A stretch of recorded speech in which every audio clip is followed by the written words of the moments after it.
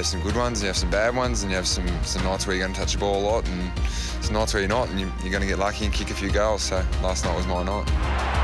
Now Revolt, first shot on goal for Jack, and look at that, how pretty it is. Well done, Revolt, standing in the right spot for two. Oh, Jack.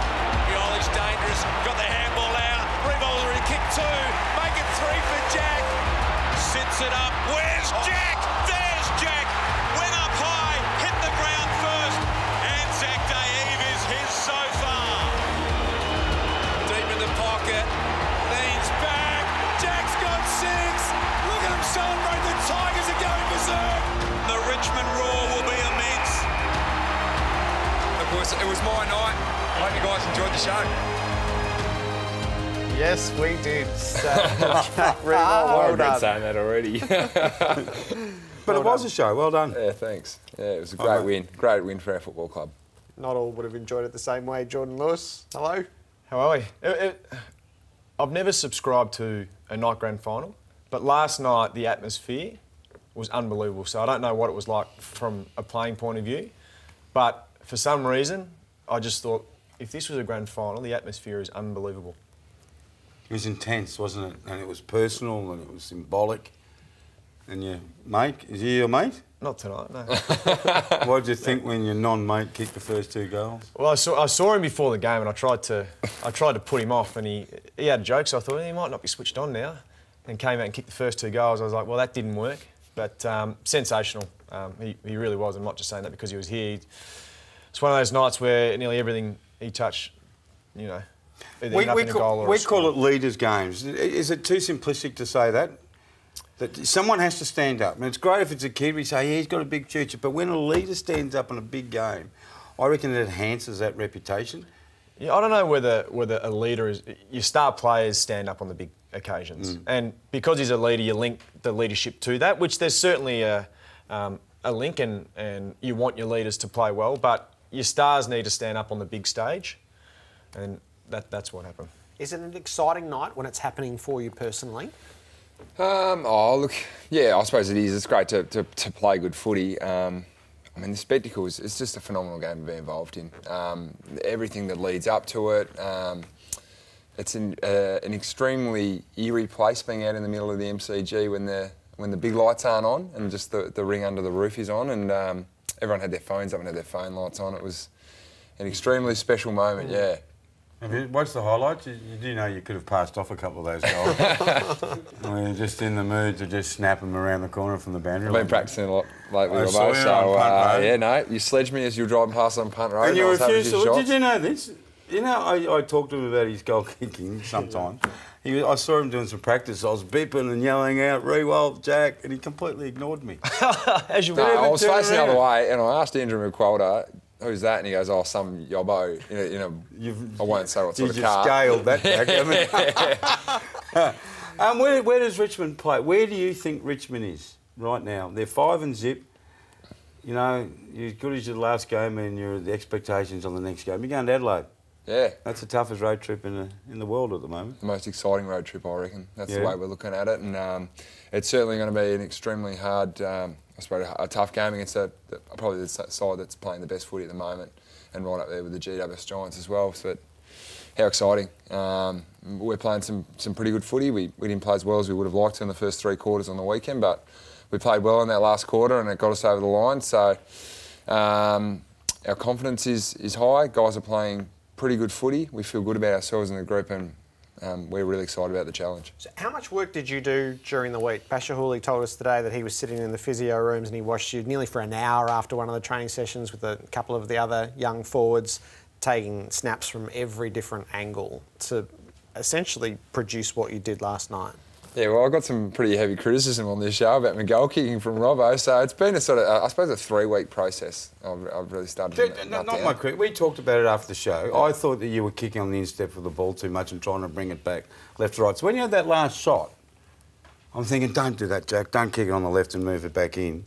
And it didn't seem... You seemed to kick it from... Was it straight or a bit of right to left? No, I hit it pretty good, that one, nice and straight. So So how much work over 3 weeks? Oh, got a lunch bet going at the moment with Andrew McQualdo, 30 shots after training, whatever session it is. Why don't you do that Try and go normally? at 80%. Why don't you do that normally, Jack? Because everyone says all the time, why don't forwards practice goal kicking? Why did it come to a bit of a mini crisis in your goal kicking for you to go out and have 30 shots at lunchtime? I suppose it's just, I think I recorrected my technique and I needed to fix up what I thought was in that. But it's amazing with footy and stuff like that sometimes things just go by the wayside because you're looking forward to the next thing, you're trying to focus on the next thing of improvement and you forget the fundamentals. Did you have to ask the sports science people whether you're able to have 30, 40 shots for goal? I sort of just went out and did it myself. So, and then it's amazing. You start doing it, you drag a few of the young kids along as well, and they've actually been really, really good fun and they're pretty competitive kids. Good on you. So with all respect to the teams that have beaten Melbourne, Jordan, has it been a galling 3 weeks to drop games that at various stages you look to have under control? Yeah. I mean, we're learning lessons along the way and our football in all has been pretty good, but we've just let ourselves down at the crucial stages.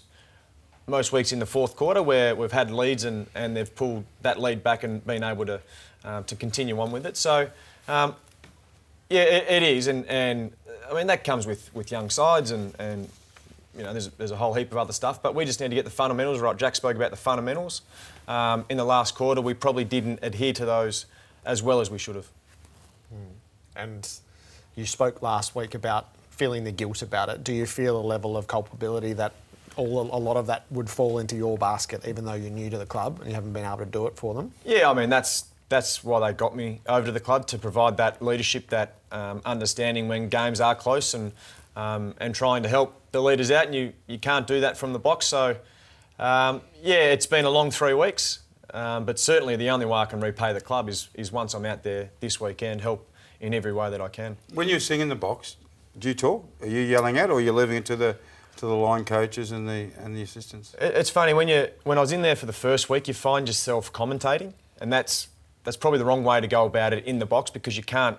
highs and lows? Highs and lows, you ride the bars, you exciting. ride the free kicks, everything like that. But I think as the second week and the third week, you sort of stay quiet and just watch the trends of the game rather than the specific stuff. And you have some input, but they're obviously well-knowledged, the coaches, so they only come to me for little bits and pieces. How difficult's the ruck conundrum now with Max Gawn out for the long term and Jake Spencer certain to miss 6 or 7 weeks? Yeah, you feel for Spence. He's had probably 2 years sort of waiting in the wings because Max has been the dominant ruckman and he gets his chance and unfortunately goes down with an AC joint which I think requires surgery. So, I mean, we've got a few options there. We don't have, you know, a ruckman of their height. We've got some young kids who are there but maybe not ready. So we just have to be inventive and try and come up with a way that suits us. But I mean, the ruck is one thing, and it's nice to have a dominant ruckman, but you need the people around them to also be capable, and I think we've got that. What did you think when you heard Heath Shaw's, I don't know, what do you call it? Comments? What he said, his comments. What did you think? Were you watching the game, or what did you think when you first learnt of them? Yeah. I just think he clearly doesn't refer to him as what he said. As what he said. And it's in the heat of battle. It's not right. It's not acceptable. I mean, that sort of stuff. Not those words, but that sort of stuff goes on all the time. And he would regret it now. In the heat of battle, you say things that you don't mean to say. It just whatever comes to your head for whatever reason. But he would be remorseful, as we've seen in the papers. But he would like that time again. I don't know about umpires being mic'd up. I don't think it's fair. What do you think? I'm probably of that opinion that I think that having live audio can be great for television, but it certainly puts the players and the umpires at a risk that in the heat of the battle you constantly forget that you could actually be heard by the TV audience and things are said in the heat of the battle. You've heard Jared. Yeah, off air. Yeah. When Jerry gets frustrated, curl your toes up. What did you think? It's hard. You know what they should do?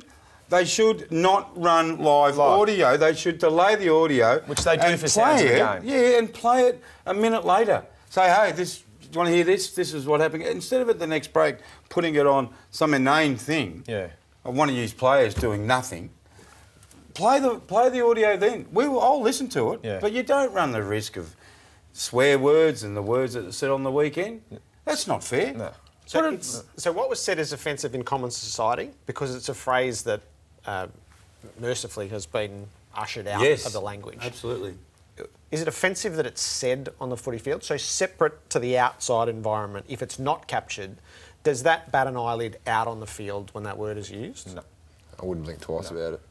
No. I'd laugh at it if he said it to me. I'd be like, I think if it's said out in the real word, it's referring to someone, how they look and how they act. I think, and it's not right, but from a football sense, it's probably how the player was playing or how he would view the player as a football player. I can't. It's just part of the mental battle. He would just be trying to get under the skin of Papley. And that's just...